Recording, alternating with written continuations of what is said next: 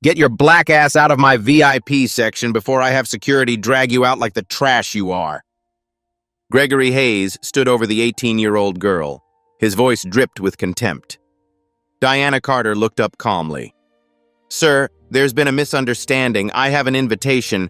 I don't care what piece of paper you stole. This lounge is for people worth actual billions, not charity cases. He grabbed her arm. The room went silent.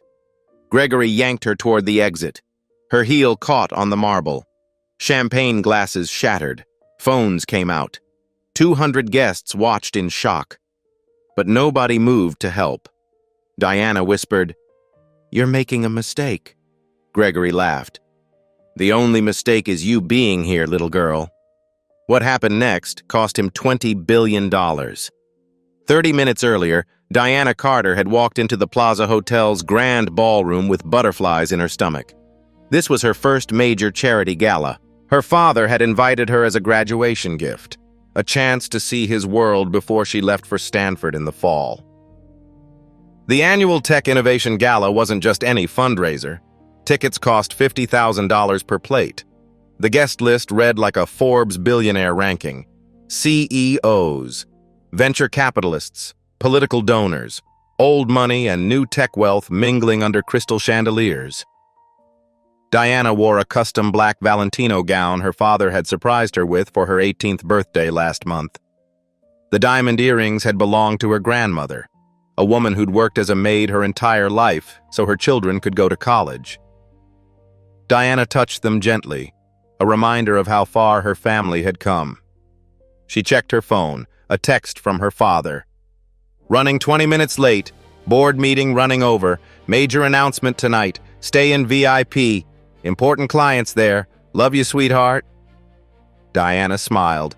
Her father, James Carter, was the CEO of Carter Global Enterprises. The company was valued at $45 billion, but at home, he was just Dad, the man who still made her pancakes on Sunday mornings and cried at her high school graduation. She'd learned early not to lead with his name. Her father had taught her that. "Let people see Diana first," he'd say. "Not James Carter's daughter. You have your own light." So when she approached the VIP lounge entrance, she simply showed her platinum invitation to the manager, a woman named Rachel Thompson. Rachel's face brightened. "Ms. Carter, we've been expecting you. Your father's table is ready. Right this way." The VIP section was separated by velvet ropes. Floor-to-ceiling windows overlooked Central Park. A jazz quartet played softly in the corner. Ice sculptures shaped like circuit boards gleamed under strategic lighting. Servers moved silently with trays of caviar and vintage champagne. Diana noticed she was the youngest person there by at least 20 years, and the only black woman in a sea of older white men in tuxedos. She found her father's table. The nameplate read, "James Carter, Carter Global Enterprises," in elegant script. She sat down, suddenly aware of the eyes on her. Across the room, Gregory Hayes noticed her too. Gregory was 52, though he looked older. Years of hostile takeovers and leveraged buyouts had etched lines into his face. He built his $8 billion real estate empire through aggression and intimidation. Hayes Development Corporation owned properties in 30 states. His reputation preceded him. Ruthless in negotiation, cruel to competitors, generous only when cameras were watching. Tonight, he'd come with his son Brandon, 26, who followed his father like a shadow. Both wore matching Patek Philippe watches worth more than most people's houses. Gregory leaned toward Brandon. "That girl at the Carter table. Who let her in?" Brandon glanced over. "Maybe she's someone's assistant?" "Assistant?" Gregory's lip curled. This used to be a room for people who built empires, not participated in them. He watched Diana check her phone, smooth her dress, look around nervously. Everything about her screamed youth, inexperience, someone who didn't belong. What Gregory didn't see was the platinum invitation on Diana's lap, or the acceptance letter from Stanford in her purse, full scholarship, ranked top 5% of her class, or the fact that she'd spent the last 2 years building a non-profit focused on renewable energy access in underserved communities. He saw only what he wanted to see: a young black woman in a space he believed was his. At the next table, Elizabeth Bennett, the event coordinator, whispered urgently into her headset. "Yes, confirm James Carter is announcing the Southeast Asia Partnership tonight. $12.8 billion contract. The biggest deal of the decade. Hayes Development is one of 2 finalists." Gregory overheard. His eyes lit up. This was it. The deal he'd been chasing for 18 months. The one that would cement his legacy. Make Hayes Development truly global. He didn't notice Diana's phone light up with another text from her father. Didn't see her smile at the message. Didn't realize that the shy 18-year-old girl sitting alone was the daughter of the man who held his future in his hands. Rachel Thompson approached Diana with a glass of sparkling water. "Your father should be here soon. Can I get you anything while you wait?" "I'm fine, thank you." Diana's voice was soft but clear, polite, the way her parents had raised her. Rachel hesitated. "Ms. Carter, I should mention, Mr. Hayes over there can be difficult. If he approaches you, just stay calm. Your father deals with people like him all the time." Diana nodded, not fully understanding. She'd grown up somewhat sheltered. Her father had worked hard to give her a childhood free from the racism and microaggressions he'd faced building his empire. She knew they existed. She wasn't naive, but she'd never experienced them so directly. Not yet. Gregory drained his scotch. He'd been drinking since the cocktail hour. Not enough to be drunk, but enough to feel emboldened, invincible. "Brandon, stay here." He stood, adjusting his tuxedo jacket. "I'm going to handle this situation before it becomes embarrassing for everyone." Brandon looked uncomfortable. "Dad, maybe we should just..." "Don't be soft. This is how you maintain standards." Gregory crossed the VIP lounge with purpose. His footsteps were heavy, deliberate. Other guests sensed something was about to happen, and conversations quieted. Diana looked up as his shadow fell across the table. "Excuse me, miss?" His tone was sharp, condescending. "I think there's been a mistake." Diana's heart began to race, but she kept her face calm. "I'm sorry. This is the VIP section for platinum donors." He barely glanced at her invitation. "There must be some confusion. This area requires a certain level of contribution." She felt heat rise in her cheeks. "Stay calm," she told herself, "like Dad taught you." "There's no confusion, sir. I'm exactly where I should be." She gestured to the nameplate. "This is my father's table." Gregory's eyes flickered to the nameplate, but he didn't really read it, didn't process it. He was too focused on proving his point. "Let me guess," he said, voice dripping with sarcasm. "Scholarship student? Diversity quota? Someone's charitable +1? The words hit Diana like a slap. She'd never been spoken to like this. Never had her worth questioned so publicly, so cruelly. Around them, other guests pretended not to listen. But everyone was watching. Diana's jaw tightened. She took a slow breath, buying time to compose herself. Her father's voice echoed in her mind. "When people underestimate you, stay dignified. Let your character speak." "Sir, I'm a platinum donor with every right to be here." Her voice remained steady despite the trembling in her hands. Gregory laughed, a cold, mocking sound that carried across the lounge. "Platinum donor? You're what, 18? 20? What do you do, post on social media about empowerment?" Several guests nearby shifted uncomfortably. Rachel Thompson started forward, then stopped. Her job depended on keeping donors happy, and Gregory Hayes donated $5 million annually. Diana felt tears threaten, but refused to let them fall. "I'm asking you politely to leave me alone." "You're asking me?" Gregory's voice rose. He turned to address the nearby tables. Can you believe this? They're letting anyone in now. Standards don't mean anything anymore. Brandon Hayes appeared at his father's elbow. Dad, maybe we should stay out of this, Brandon. I'm teaching this girl about respecting her betters. The word girl landed like a weapon. Diana was 18, legally an adult, but in that moment, Gregory wielded her youth like evidence of unworthiness. Her phone buzzed. The screen lit up. Dad calling. She reached for it, desperate to hear her father's voice, to have someone defend her. Gregory's hand shot out and snatched the phone from the table. Hey! Diana stood abruptly. That's my property. Your daddy can't help you here, sweetheart. Gregory held the phone just out of her reach, taunting her. The screen showed James Carter's name. Gregory glanced at it, but the name didn't register. Just another contact. Another nobody. He answered the call and immediately hung up. Diana's eyes widened in shock and anger. You just hung up on my father! Good. Maybe now you'll learn some manners and leave quietly. Something shifted in Diana's expression. The polite, nervous girl disappeared. Her spine straightened. Her voice dropped, becoming eerily calm. Sir, I'm going to ask you one final time. Return my phone and walk away. Gregory leaned in close, invading her space. His breath smelled of expensive scotch. Or what? You'll cry? File a complaint? Little girls like you need to learn their place.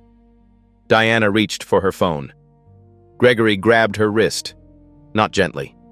His fingers dug into her skin hard enough to leave marks. Let go of me. Her voice was quiet but fierce. Make me. Stephen Williams, the security guard stationed near the VIP entrance, took a step forward. Rachel finally found her voice. Mr. Hayes, please, we can resolve this. Shut up, Rachel.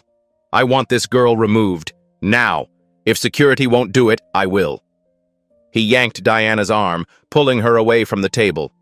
She stumbled, her heel catching on the thick carpet, the sound of tearing fabric as her dress caught on a chair. Guests gasped. Gregory didn't care. He dragged her forward. Stop it! Diana's composure cracked. She tried to pull free, but he was stronger, bigger. I'm 18 years old. What are you doing? Teaching you a lesson about where you belong. They'd moved 15 feet across the lounge now. Other VIPs watched in stunned silence. Phones came out, not to help, but to record. The modern instinct. Document, don't intervene. Diana's designer heel snapped. She nearly fell. Gregory kept pulling. A champagne flute toppled from a nearby table, shattering on the marble floor. The crystal explosion punctured the shocked silence. Brandon stood frozen, face pale. Rachel clutched her tablet, paralyzed. Stephen Williams spoke into his radio, urgently calling for backup. Diana felt humiliation burn through her. Tears finally spilled over. She was being dragged like a criminal, like she was nothing, in front of hundreds of people. And nobody was stopping it. You're hurting me, she said, voice breaking. You should have left when I told you to. They were nearly at the VIP entrance when the main doors burst open. A voice cut through the room like a blade. Gregory Hayes. The words were spoken quietly, but they carried absolute authority. Everyone froze. Gregory's hand went slack on Diana's arm. He turned slowly. A man stood in the doorway, 58 years old, 6 feet tall, impeccably dressed in a midnight blue suit. His face was a mask of controlled fury.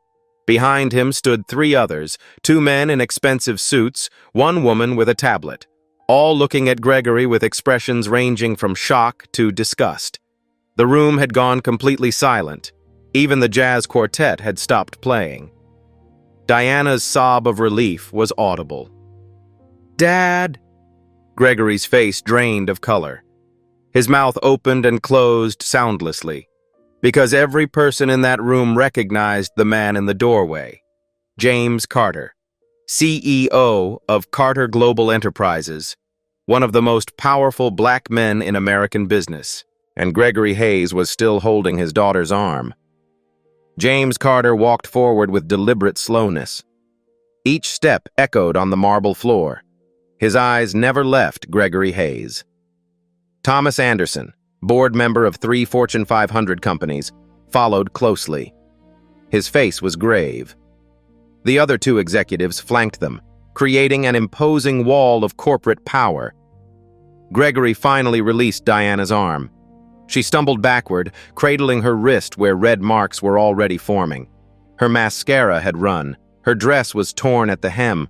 One shoe was broken. She looked like exactly what she was, a frightened 18-year-old girl who'd just been assaulted.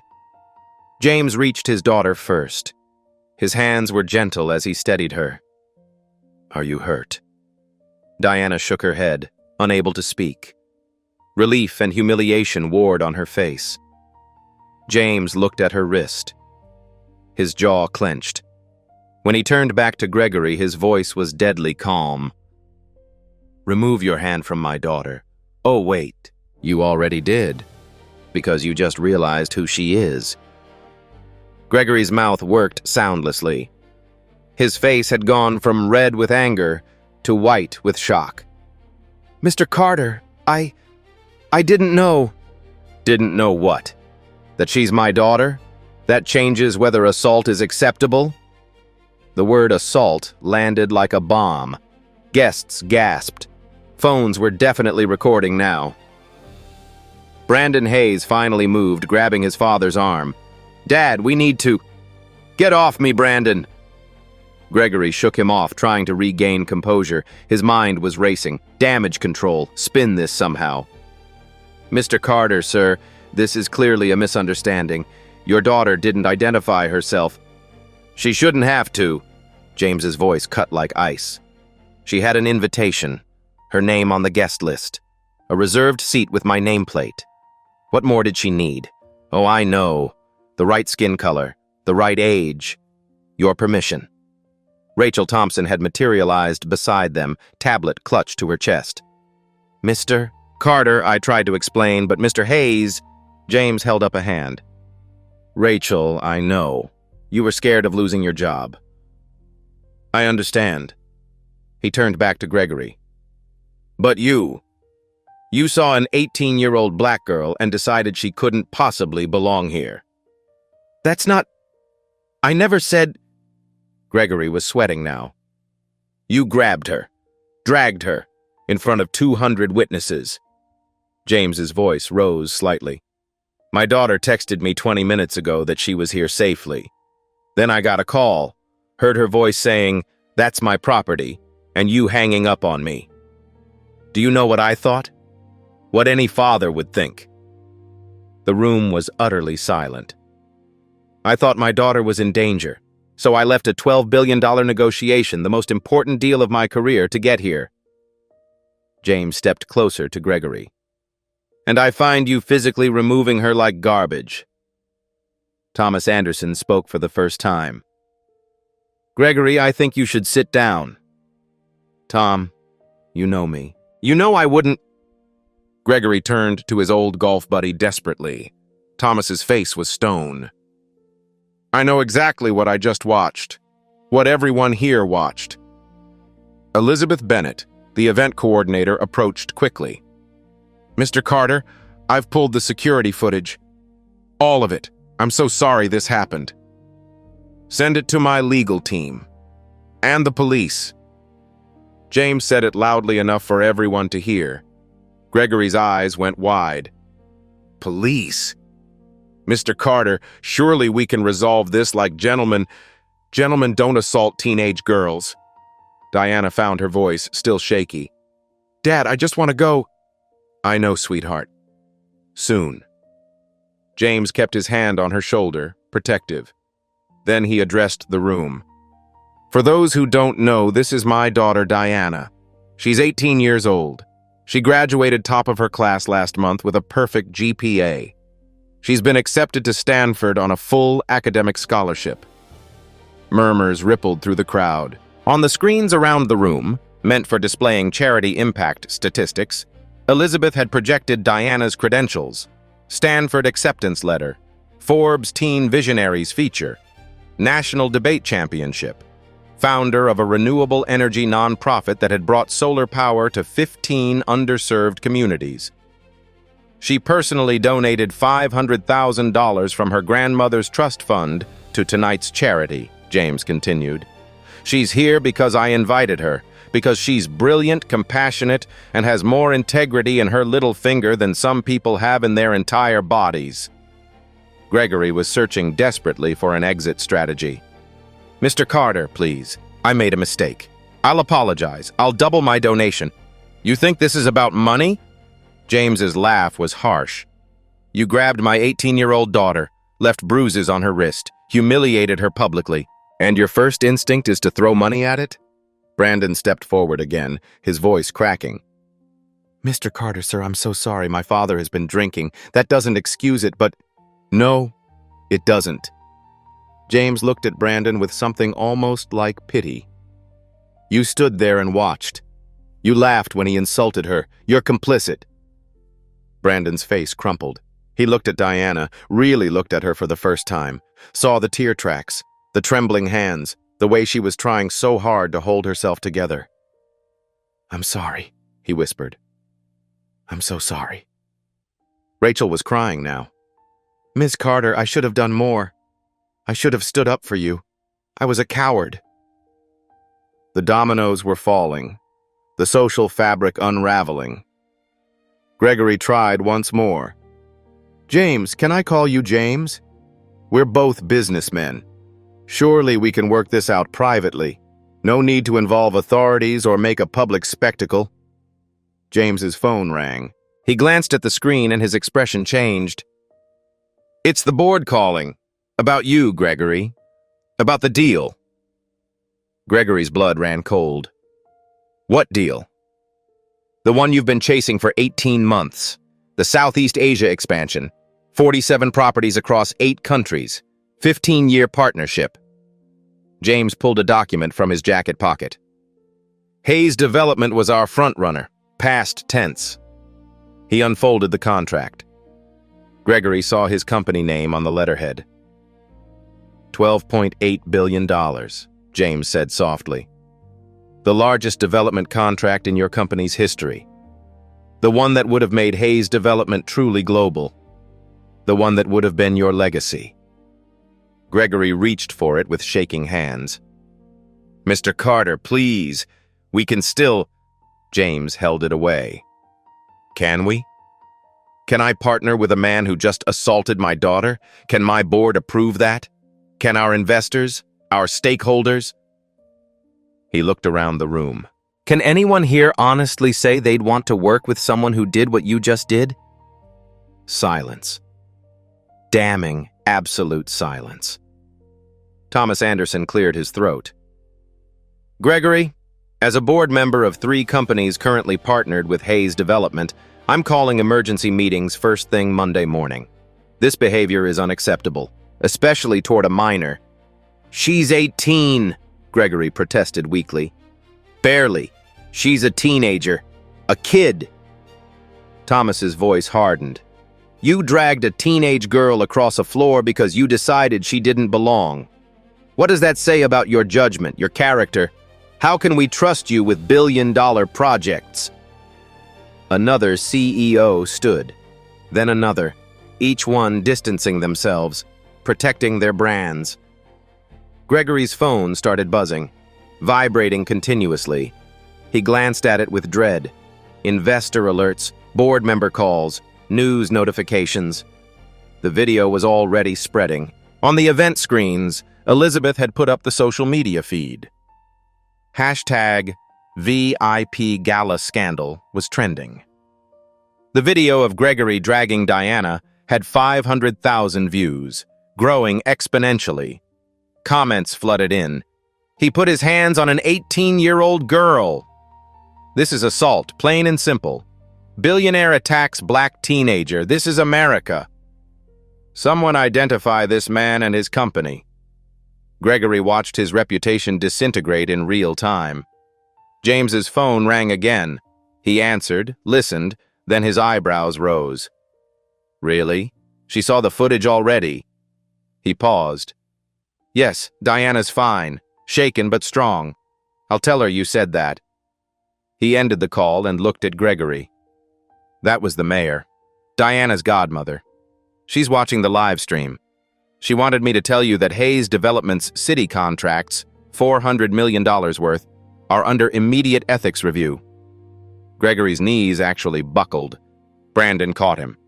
Dad, we need to go, now. But there was nowhere to go. They were surrounded by witnesses, by cameras, by the consequences Gregory had created with his own hands. Diana spoke again, stronger this time. Mr. Hayes, do you understand what you did? Gregory looked at her, really looked at her, for the first time. Saw not a stereotype or an intruder, but a terrified teenager he'd brutalized. I thought, his voice broke. I thought you didn't belong. Why? Diana's question was simple but devastating. Because I'm young? Because I'm black? Because I'm a woman?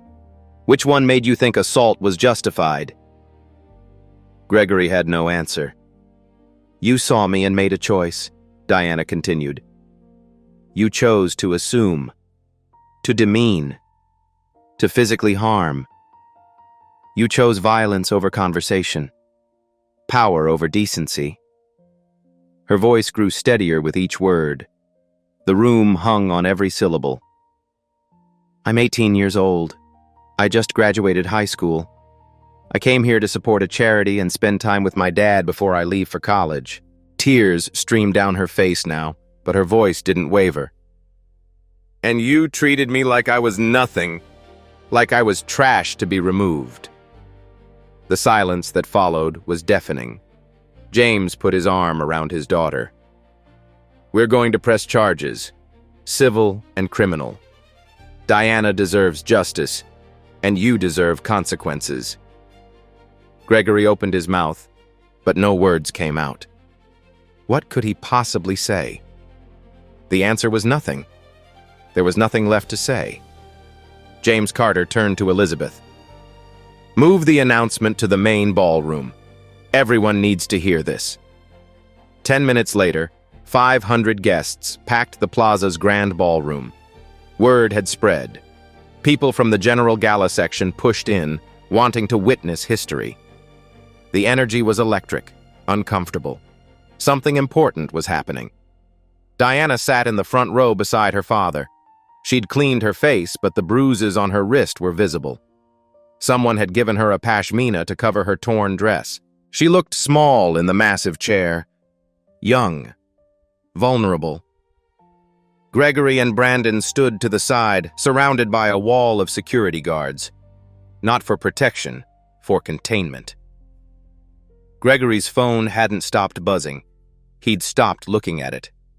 The screens throughout the ballroom showed the security footage on loop. The grab, the drag, Diana stumbling, her broken heel, over and over. 47 million people would eventually watch that video, but right now, it was just beginning. James stepped to the podium. The room fell silent instantly. Tonight was supposed to celebrate innovation and charity. Instead, it exposed something we still haven't innovated past. Prejudice, assumption, violence. He paused, letting the words sink in. And tonight, those things had a face, a name, a price. He gestured to the screens. You all saw what happened. Gregory Hayes, a billionaire real estate developer, physically assaulted my 18-year-old daughter because he decided she didn't belong in the VIP section. Murmurs rippled through the crowd. Some of you are wondering why I'm making this so public. Why not handle it quietly? Settle with lawyers and NDAs? James's voice hardened. Because silence protects abusers. Because private settlements let this behavior continue. Because my daughter isn't the first, and unless we act, she won't be the last. He pulled out a folder, thick, official. 18 months ago, Carter Global began negotiations for our Southeast Asia expansion. 47 sustainable residential and commercial properties across 8 countries. A $12.8 billion contract spanning 15 years. Gregory's face had gone gray. He knew what was coming. We narrowed our search to 2 development firms. Hayes Development was our frontrunner. James held up the contract. Gregory's company logo was clearly visible on the header. This contract represented the largest deal in Hayes Development's history. It would have doubled their international footprint, made them a true global player. James looked directly at Gregory. But I don't build empires with men who assault teenage girls. He tore the contract in half. The ripping sound echoed through the ballroom. Gasps, camera flashes, someone shouted. Gregory made a sound like he'd been punched. His hand clutched his chest. "No," he whispered. "Please, no." James wasn't finished. Carter Global is built on 3 principles: excellence, integrity, respect. What happened tonight violated all 3. I will not partner with someone who treats people, especially young black women, as disposable. Thomas Anderson stood from his seat. As a board member of Microsoft, Delta Airlines, and Renewable Energy Council, all companies currently contracted with Hayes Development, I'm calling emergency sessions. Combined, our contracts with Hayes total $3.9 billion, all under review. Another CEO stood, then another, like dominoes falling. Microsoft's new campus project, $2.1 billion, withdrawn. Delta's airport expansion, $890 million, suspended pending investigation. Green certification for all Hayes properties, revoked. Gregory was hyperventilating. Brandon gripped his father's arm, looking terrified. The screens updated with a running tally. Carter Global contract, minus $12.8 billion. Microsoft campus, minus $2.1 billion. Delta expansion, minus $890 million. 3 partnerships, minus $1.4 billion. Stock price projection, minus $3.2 billion. Total exposure, $20.38 billion. The number hung there, incomprehensible, devastating. $20 billion, James said quietly. That's what your prejudice cost in 90 minutes. But this isn't really about money, is it? It's about who you are, what you believe, how you treat people when you think you have power over them. Diana stood. The room focused on her immediately. James stepped back, giving her the podium. She was shaking, but her voice was clear. "Mr. Hayes, I want you to understand something. This isn't revenge." She gripped the podium edges. "It's consequence. You made assumptions about me based on my skin color and age. When I tried to show you my invitation, you didn't look. When I asked you to stop, you didn't listen. When I explained this was my father's table, you didn't care." Her voice grew stronger. "You used physical force against an 18-year-old girl because I didn't comply with your prejudice. You did it publicly, arrogantly, because you thought your money and your skin color protected you from consequences." The ballroom was absolutely silent. Every eye on this teenage girl who'd been humiliated an hour ago and was now addressing 500 of the country's most powerful people. "I didn't tell you who my father was because I wanted to be judged on my own merit. I wanted people to see Diana, not James Carter's daughter." Her voice cracked slightly. "But you didn't see me at all.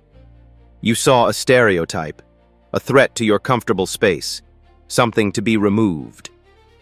Gregory tried to speak. "I'm sorry. Don't interrupt her." James's voice was sharp as a blade. Diana continued. "I'm 18 years old. I just graduated high school with a 4.0 GPA and perfect SAT scores. I'm going to Stanford on a full academic scholarship to study sustainable business. I've spent 2 years building a non-profit that's brought renewable energy to 15 communities. I speak 3 languages: I volunteer at a youth center every Saturday. I published a paper on climate policy that's been cited by the UN. With each achievement, Gregory seemed to shrink. But none of that mattered to you because you saw my skin first. You saw my age and decided I was worthless. Do you understand what you took from me tonight? Tears streamed down her face now, but her voice never wavered. You took my safety, my dignity. You made me feel small and scared in front of hundreds of people. You put your hands on me, hurt me, and everyone just watched. She turned to face the audience. Some of you saw it happen. You recorded it on your phones. But how many of you tried to stop it? The shame in the room was palpable. People looked away. That's the real problem. Not just people like Mr. Hayes who commit these acts, but everyone who sees and does nothing, everyone who's too uncomfortable to intervene, too worried about causing a scene or offending a donor. Rachel Thompson stood up, tears streaming down her face. You're right. I'm so sorry, Diana. I was a coward. I should have protected you.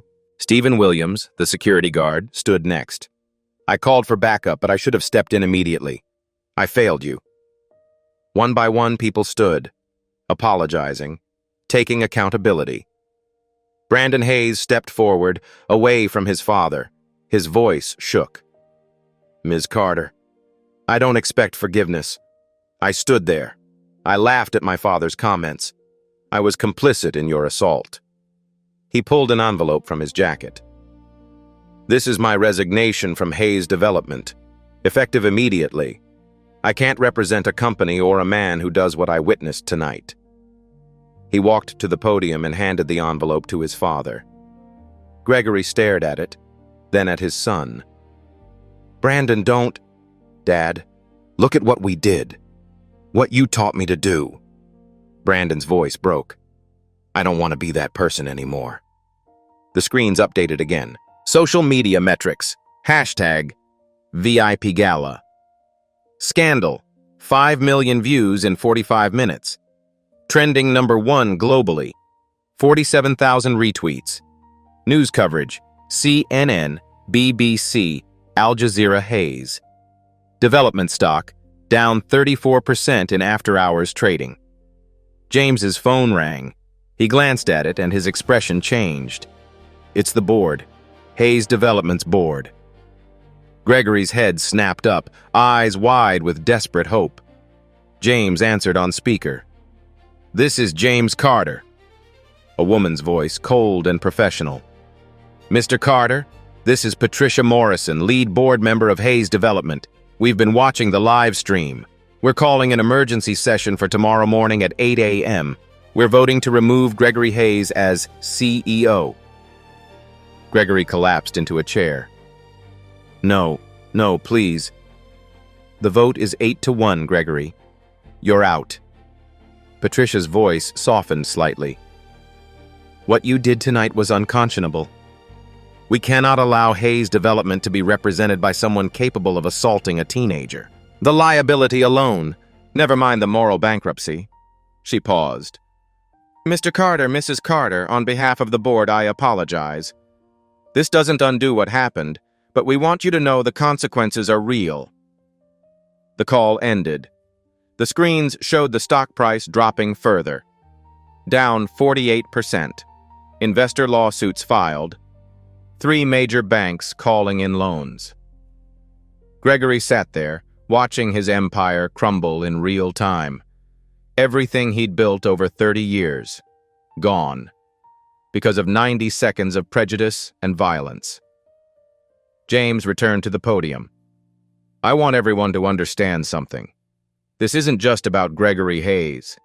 He's a symptom of a larger disease. He pulled up statistics on the screens. 64% of black professionals report being mistaken for service staff. 58% have experienced physical intimidation in professional settings. 73% of black teenagers report discrimination in spaces meant for networking or advancement. Only 3.2% of Fortune 500 executives are black women. This happens every day. The only difference tonight was that Diana had a powerful father who could demand accountability. But what about all the young black women who don't? What about the countless people dismissed, grabbed, humiliated with no cameras recording? No billionaire father to tear up contracts? The room sat in heavy silence. So here's my challenge to everyone in this room. You're leaders, influencers. You shape culture and policy. James's voice rose with passion. What are you going to do? Will you implement real consequences in your companies? Will you intervene when you see this happening? Or will you keep recording and doing nothing? Linda Anderson, CEO of Anderson Development Group, stood. She was a black woman in her 50s, elegant and accomplished. Mr. Carter, Carter Global was considering 2 firms for the Southeast Asia project. Hayes Development was one. She smiled. I believe my company was the other? James smiled back. Ms. Anderson, would you please join me? Linda walked to the stage. They shook hands as cameras flashed. Anderson Development Group embodies the values Carter Global stands for: diversity, integrity, sustainable building practices, and ethical leadership. James held up a new contract. It's my honor to award the $12.8 billion Southeast Asia expansion to Anderson Development. The ballroom erupted in applause, a standing ovation that lasted 5 minutes. Linda took the microphone. This isn't just a business deal, it's a statement, a line in the sand. We will not tolerate discrimination. We will not look away from abuse. We will build a better future brick by brick with people who share these values. Gregory hadn't moved. He sat slumped in his chair, surrounded by security, watching the contract he'd chased for 18 months go to someone else. Watching his son stand with the crowd, applauding. Watching his world end. Diana's phone lit up. Messages flooding in from around the world. Thank you for speaking up. You gave me courage to report my own harassment. My daughter is watching this. She needed to see this. You're a hero. Diana wasn't sure about hero. She just felt exhausted, traumatized, but also, strangely, empowered. She'd told her truth, been believed, seen justice happen in real time. It was more than most people ever got. James wrapped his arm around his daughter.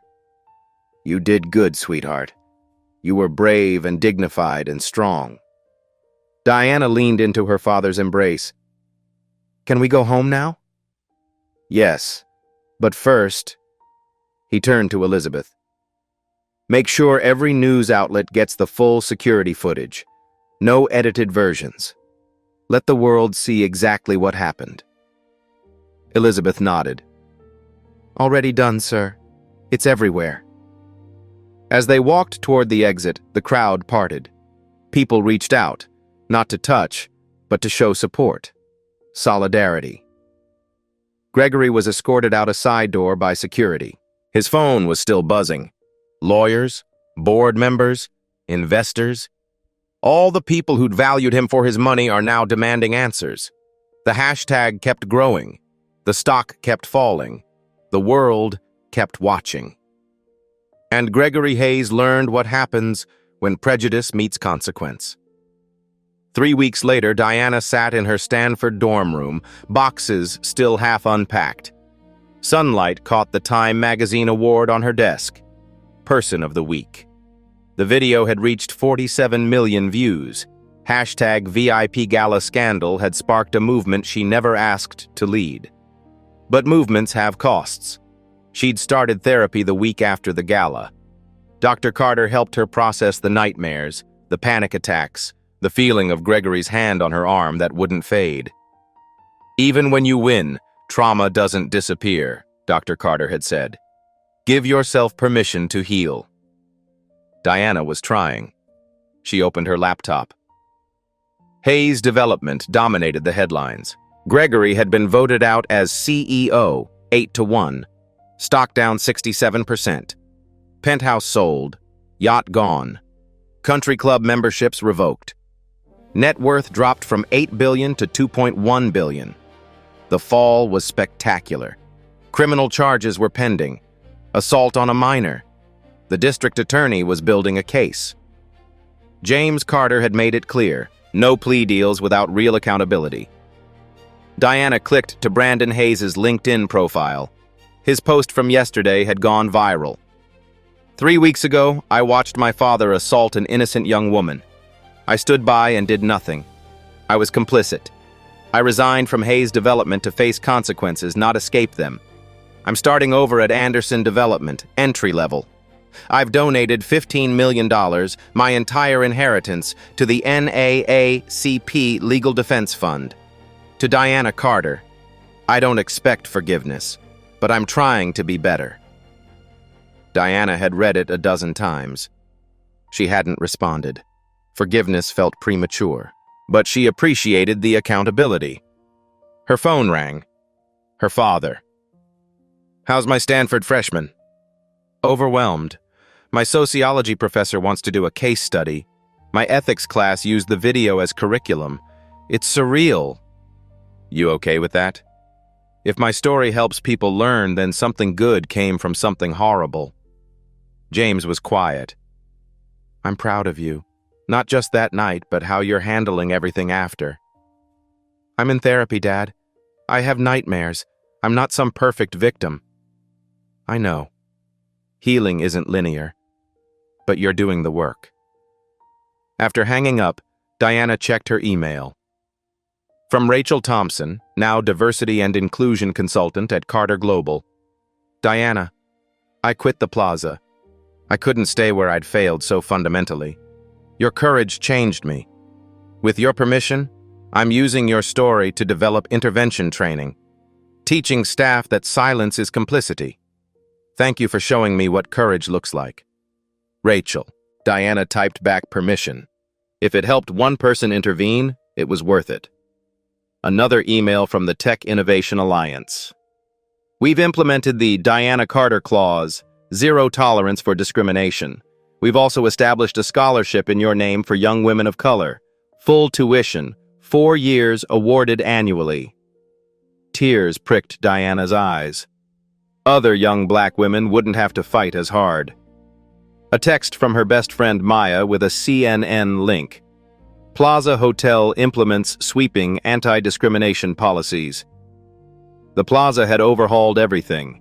New management, mandatory training, diverse hiring. Elizabeth Bennett promoted to VP for her decisive action releasing the footage.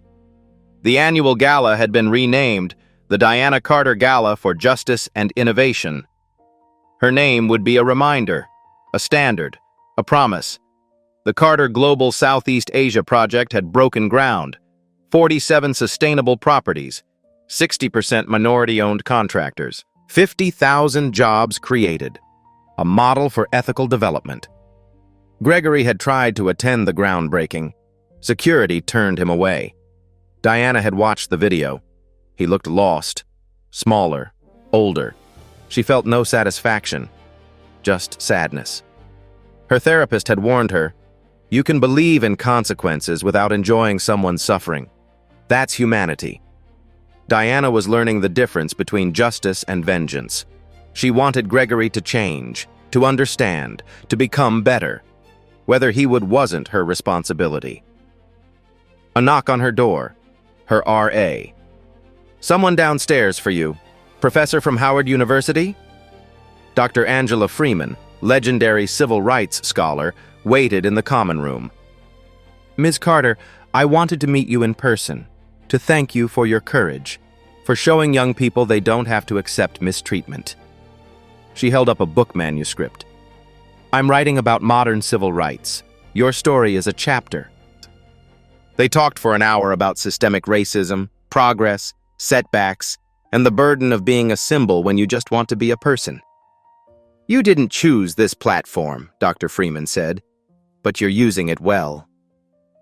Diana returned to her room. Essay due tomorrow. Life went on, even after becoming a hashtag. Her phone buzzed. Unknown number. "Hi, Diana. I'm Keisha. I'm 16. Last week, my manager grabbed me like that man grabbed you. I recorded it, reported it. He got fired. I did it because I saw you do it. Thank you for showing me I could."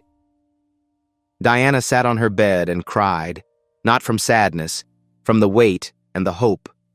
Because Keisha spoke up, because systems were changing, because her pain had purpose. She texted back, "Keisha, I'm so proud of you. You're brave, you matter, keep speaking your truth." Then she opened her laptop and started her essay. The world was different now, not fixed, not healed, but different. And Diana Carter, 18 years old, freshman at Stanford, survivor and symbol, was learning to live in that difference. Learning that courage doesn't erase trauma, that justice doesn't erase pain, that being strong doesn't mean being okay, but it meant something. It meant the next Keisha would speak up, the next Rachel would intervene, the next Brandon would choose differently than his father. Diana looked at the award on her desk, then at the acceptance letter on her wall, then at the message from Keisha on her phone. She took a breath, and she kept going. Gregory Hayes lost $20 billion in 90 minutes. But this story isn't really about money. It's about the cost of assumptions, the price of prejudice, the weight of violence against those we deem powerless. Every day, Black professionals face what Diana faced: the suspicious looks, the demands to prove they belong, the microaggressions that accumulate like cuts, small individually but together devastating. 64% of Black professionals report being mistaken for service staff. 58% have experienced physical intimidation in workplace settings. 73% of Black teenagers report discrimination in professional spaces. Only 3.2% of Fortune 500 executives are Black women. These aren't just statistics. They're people, stories, dreams deferred or destroyed because someone decided they didn't belong. Diana had advantages most don't: a powerful father, financial security, witnesses with cameras, a platform to demand justice. But what about everyone else? What about the young Black woman at a job interview who's questioned about her qualifications? The teenager entering a networking event and being asked for her coat? The qualified candidate dismissed before speaking? What happens when there's no camera? No billionaire father? No viral video? Usually, nothing. The Gregory Hayeses of the world continue. The systems protect them. The silence enables them. That's what makes this moment different. Not because Diana got justice, though she did, but because her story forced a reckoning, made the invisible visible, turned private suffering into public accountability. The video was watched 47 million times, but more importantly, it was discussed, debated, used in training seminars and college classrooms, turned into policy changes and intervention protocols. The Diana Carter Clause now exists in hundreds of companies. Rachel's training program has been adopted nationwide. The scholarship will send young Black women to college for generations. One moment of courage created ripples that will touch millions. But here's what we must understand. This shouldn't have happened to Diana in the first place. We shouldn't need viral videos to believe victims. We shouldn't need billions in lost revenue to enforce consequences. We shouldn't need a powerful father to make assault matter. The system that created Gregory Hayes, that taught him his prejudice was acceptable, that his power made him untouchable, still exists. One scandal doesn't dismantle centuries of conditioning, but it starts conversations, and conversations create movements, and movements change systems. So here's the question for you, watching this story unfold. What will you do? Will you be the person who records but doesn't intervene? The one who stays silent to avoid discomfort? Rachel Thompson, frozen by fear of consequences? Or will you be the person who speaks up? Who steps between the aggressor and the victim? Who risks their comfort for someone else's safety? Because here's the truth. Most of you will witness something like this. Maybe not as dramatic. Maybe quieter. A dismissive comment. An inappropriate joke. Someone being excluded or diminished. In that moment, you have a choice. Diana's story shows us consequences are possible. That power can be held accountable.